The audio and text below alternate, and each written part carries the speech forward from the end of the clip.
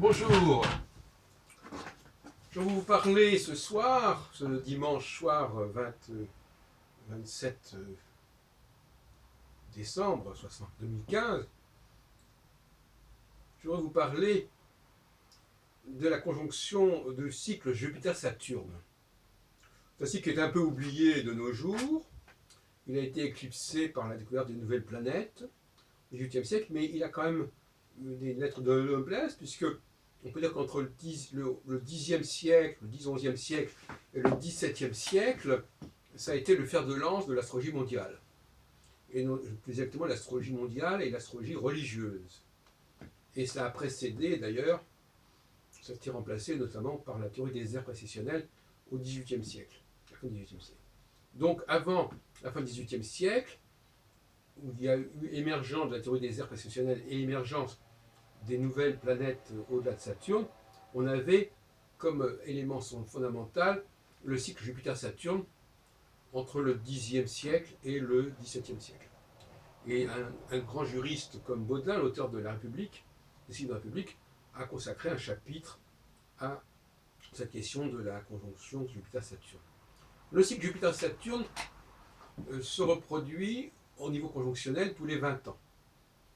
Alors, il a au moins l'avantage, à la différence du cycle Saturne-Neptune, d'être connu de toute antiquité et d'avoir été intégré historiquement dans la longue durée, à la différence du cycle Saturne-Neptune, qui est évidemment de date beaucoup plus récente, puisque Neptune n'est découvert qu'au milieu du XIXe siècle. Et il n'est intégré en astrologie de façon extrêmement... Autant Jupiter-Saturne faisait partie de la vie sociale, religieuse, de toutes sortes de sociétés, autant autant Neptune a-t-il été le fait de quelques astrologues anglo-saxons ou européens puis par la suite, et qui ne regardaient même pas d'ailleurs la planète par le télescope. Je rappelle que ça a été découvert par Urbain Le Verrier, le français Urbain Le Verrier, en 1846, par les calculs, et également par un anglais, Couch Adams, à peu près à la même époque. Bon, donc, il n'y a pas photo. Donc ce cycle Saturne-Jupiter est fondamental. C'est évidemment Jupiter qui est la planète la plus rapide, donc qui court après Saturne, non pas l'inverse, comme on a pu parfois le dire. Et c'est un cycle. Donc finalement, c'est un monument de la pensée astrologique médiévale, qui est bien d'ailleurs délaissé aujourd'hui. Parce qu'à l'époque, c'était vraiment le cycle par excellence. C'était pas un cycle parmi d'autres, c'était le cycle par excellence.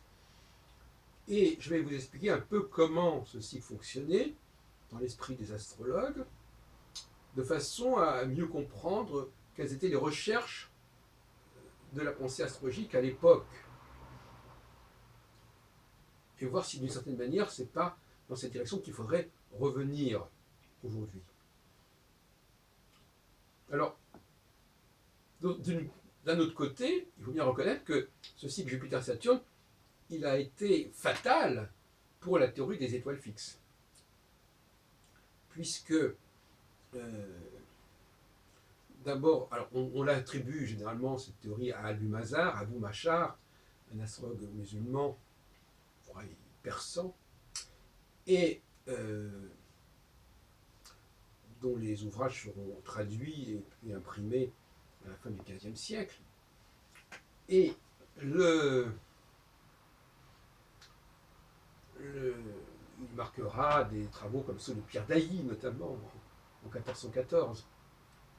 Pierre Dailly, on trouve dans ses ouvrages sur la concordance de l'histoire et des astres, il mentionne l'année 1789, entre parenthèses. Et donc, qui sera reprise d'ailleurs par, à l'époque de Nostradamus, par son d'auteurs comme Antoine Couillard. Et le cycle Jupiter-Saturne, alors c'était complètement l'inverse de 6, avec une étoile fixe, avec des étoiles fixes, la conjonction de Jupiter avec, ou de Saturne avec une étoile fixe, ne bougerait pas, c'est-à-dire que ça serait tout le temps au même moment. Mais à partir du moment où Jupiter et Saturne sont deux planètes mobiles qui bougent, comme leur nom l'indique d'ailleurs, planète en grec, qui veut dire errant, astre errant, c'est l'adjectif en tout cas, et à partir de ce moment-là, non seulement la planète l'astre le plus lent, qui devrait être d'ailleurs fixe, n'est pas lent, n'est pas fixe, mais il faut 120 degrés environ entre deux conjonctions.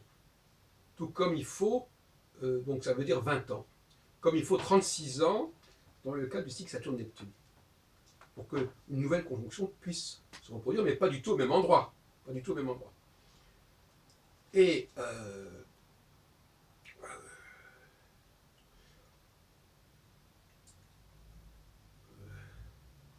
pendant à peu près 200 ans, la conjonction de Jupiter avec Saturne se reproduit dans les trigones, c'est-à-dire dans le même trigone. Dans le même trigone, c'est-à-dire dans le même triangle élémentaire. Donc pendant 200 ans, à peu près, ça a bougé un petit peu, pendant 200 ans, Jupiter et Saturne se retrouvent systématiquement en signe de feu. Puis dans 200 ans, en signe de terre. Puis pendant 200 ans, en signe d'eau, etc. Pourquoi? Parce que comme il y a 120 degrés environ entre deux conjonctions, et bien, comme les quatre éléments, la triplicité se fait aussi sur la base de 120 degrés, eh bien, Albuin-Mazar, génialement, a découvert que même s'il y avait une angularité de 120 degrés d'une conjonction à l'autre, on se retrouvait pendant un certain temps dans le même élément, dans des signes de même élément. C'est-à-dire pour les signes de feu, le bélier, le lion ou le sagittaire, pour les signes de terre, le taureau, la vierge, le capricorne, pour les signes d'eau, le cancer, le scorpion et les poissons, etc. Et il a associé cela à une théorie des religions, un peu comme on fera avec la théorie des ères précessionnelles. Bon, je ne veux pas entrer dans les détails, mais enfin, par exemple, la triplicité d'eau aurait été favorable à l'islam, et quand Jupiter et Saturne auraient quitté la triplicité d'eau pour d'autres triplicités, ça aurait été l'annonce de la fin de l'islam, etc. Enfin, il y a toute une gymnastique comme celle-là, qui a impressionné, donc je disais, Jean Baudin. Il s'est demandé, est-ce que par les astres, on peut prévoir le destin des États, le destin des républiques, le destin des religions, etc. Bon. Voilà donc, c'est cette théorie-là qui, en quelque sorte, a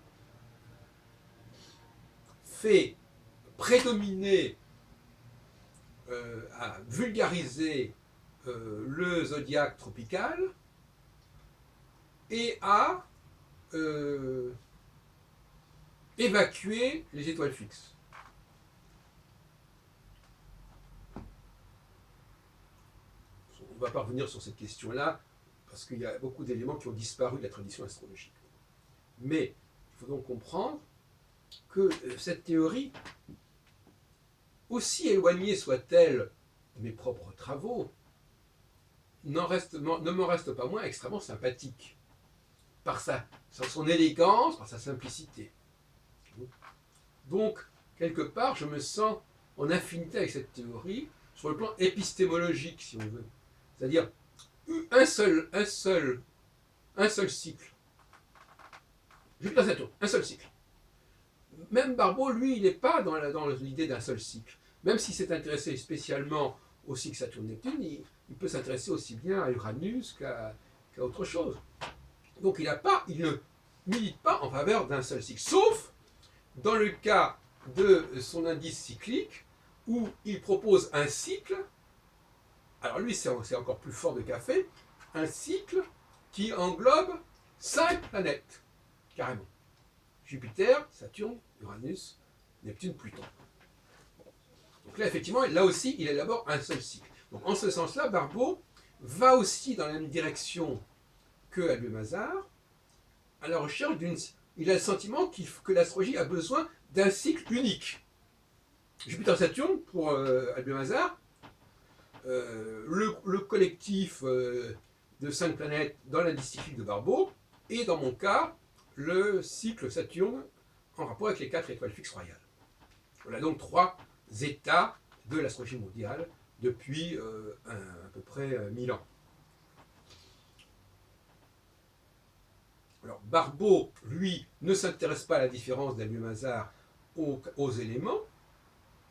Hein. Même dans le cycle Saturne-Neptune, ça ne l'intéresse pas tellement.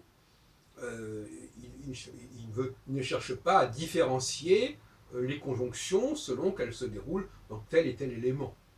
Et dire la théorie des éléments est tellement extrêmement discutable. Pas en tant que théorie des éléments, mais la répartition des 4 éléments entre les 12 signes, c'est n'importe quoi. Hein. D'ailleurs, ça ne correspond pas du tout à la symbolique zodiacale, c'est un autre problème encore. Par exemple, le Verseau, on parle de verser de l'eau, mais c'est un signe d'air. Bon, etc. Enfin, on ne va pas entrer dans ces détails-là, mais je veux dire par là que la symbolique l'intérêt d'Abulmazar, c'est qu'il ne s'intéresse pas à la symbolique zodiacale. Il s'intéresse à la répartition des zodiaques entre les 4 éléments, mais je me permets quand même de dire que cette théorie des 4 éléments, c'est une théorie qui divise le zodiaque en 3 segments de 4 signes. Hein. Donc c'est un système ternaire. C'est un système ternaire, il y a 3 grands cycles de 4 signes. Hein, et que c'est là-dessus que travaille Abulmazar. Bon. Donc là, effectivement, on s'éloigne du symbolisme zodiacal pour lui substituer un symbolisme élémentaire qui est effectivement articulé sur les 12 signes, mais finalement sans rapport véritablement avec la symbolique zodiacale, dont il n'a rien à foutre, et en considérant que il faut prendre au sérieux le fait qu'on ait attribué, qu'on ait constitué un triangle de feu, un triangle de terre, un triangle d'air, un triangle d'eau. Ce qui n'a pas vraiment de fondement concevable réellement. Enfin bref. Donc, le système a l'avantage d'être simple, d'être compréhensible, d'être visible depuis des millénaires, sauf que les conjonctions qui se produisent entre Jupiter et Saturne se produisent donc avec des décalages dans l'espace énormes de 120 degrés, donc un tiers de cercle, alors qu'avec les étoiles fixes, il n'y a pas de décalage du tout, et qu'avec le rapport Soleil-Lune, il y a un décalage de 30 degrés, mais là, il y a un décalage de 120 degrés carrément. Et aussi parce que